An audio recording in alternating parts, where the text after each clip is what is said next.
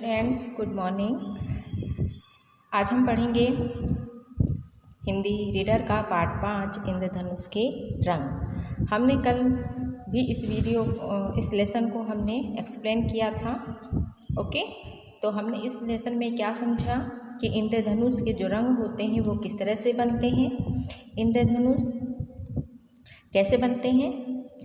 जब वर्षा ऋतु में नमी बढ़ जाती है ना, और तो पानी के जो उसकी बारीक बारीक बूंदें वायुमंडल में तैरती रहती हैं। जब सूर्य की किरणें इन बूंदों से होकर गुजरती हैं तो प्रकाश की ये सफ़ेद किरणें थोड़ी सी मुड़ जाती हैं तथा रंगों में विभाजित हो जाती हैं, और इन्हीं रंगों से क्या बनता है?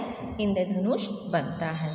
ठीक है, इसलिए इसे इंद्रधनुष भी उतनी ही देर दिखाई देता है जितनी देर तक उनकी बूंदों के द्वारा प्रकाश के रंगों में बांटने की यह क्रिया चलती रहती है। तो इस तरह से इंद्रधनुष बनता हुआ हमें दिखाई देता है। और ये कब दिखाई देता है? जब बरसात का मौसम रहता है, पानी गिरता है ना, तो उसमें जो हल्की हल्की बौछारें होती हैं उसकी वजह से जो बूंदें होती हैं वो नमी के कारण वायुमंडल में तैरती हुई दिखाई देती हैं।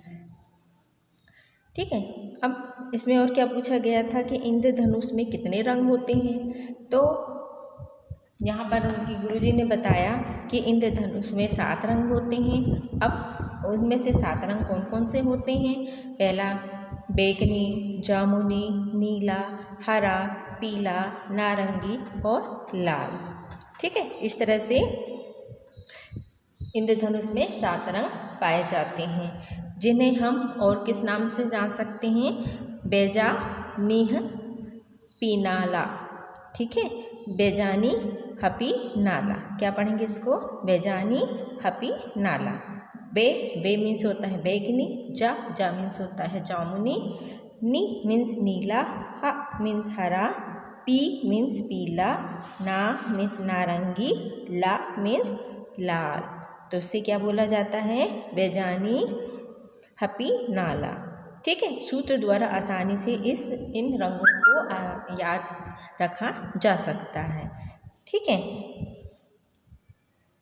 अब उसमें से पूछा गया था, एक बच्चे ने पूछा था इंद्रधनुष कभी कभी आकाश में एक के ऊपर एक 2 इंद्रधनुष भी दिखाई देते हैं। तो उसमें भी उनके जो गुरुजी थे उन्होंने आंसर दिया था कि सामान्यतः इंद्रधनुष में लाल रंग और बैंगनी रंग नीचे होता है। लाल रंग जो होता है जो वो ऊपर होता है, और बैंगनी रंग जो रहता है वो सबसे नीचे रहता है, जैसे कि इंद्रधनुष में दिखाई दे रहा है। मतलब यहाँ पर जो इंद्रधनुष है हमें बनता हुआ दिखाई दे रहा है। इंद्रधनुष ये दिख रहा है ना, ये इंद्रधनुष है।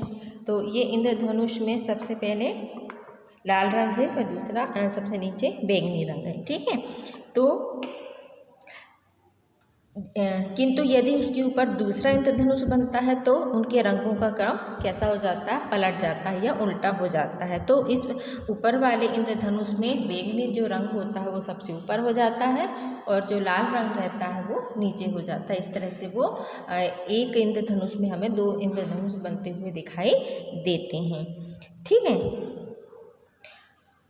अब इसमें से एक बच्चे ने पूछा था कि इंद्रधनुष क्यों कहते हैं? इसे इंद्रधनुष हम क्यों कहते हैं? इसे और कुछ भी कहा जा सकता था, लेकिन इंद्रधनुष ही क्यों कहा जाता है?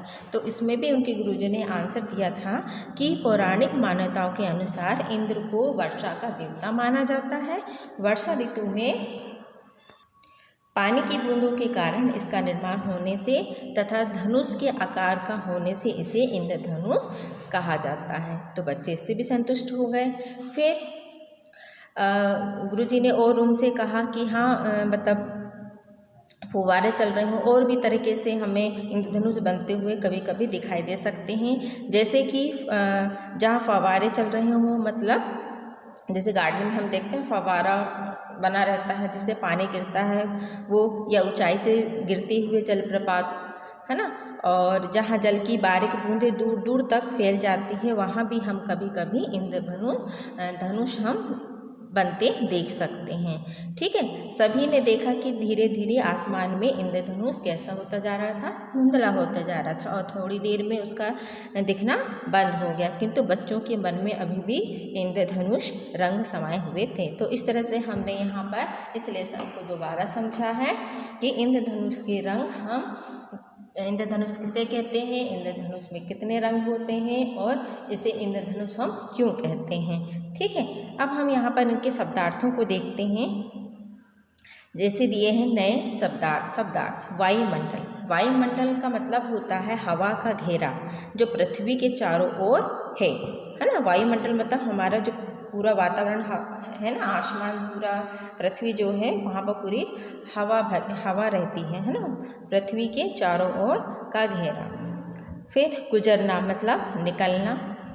विभाजित होना मीन्स बट जाना है ना, विभाजित होना मीन्स बट जाना। और क्रिया मीन्स होता है कार्य या काम। फिर है पौराणिक मीन्स होता है पुराणों से संबंधित प्राचीन पुरातन।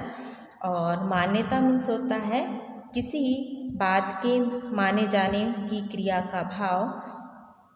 जलप्रपात मीन्स होता है वह स्थान जहाँ किसी ऊंचे पहाड़ से जल स्रोत नीचे गिरता है। फिर इंद्रधनुष मीन्स होता है 7 रंगों की धनुष जैसी आकृति जो वर्षा ऋतु में सूर्य की दिशा में दिखाई देती है। किस दिशा में दिखाई देता है इंद्रधनुष हमें? सूर्य की दिशा में। ठीक है, और कब दिखाई देता है? वर्षा ऋतु में।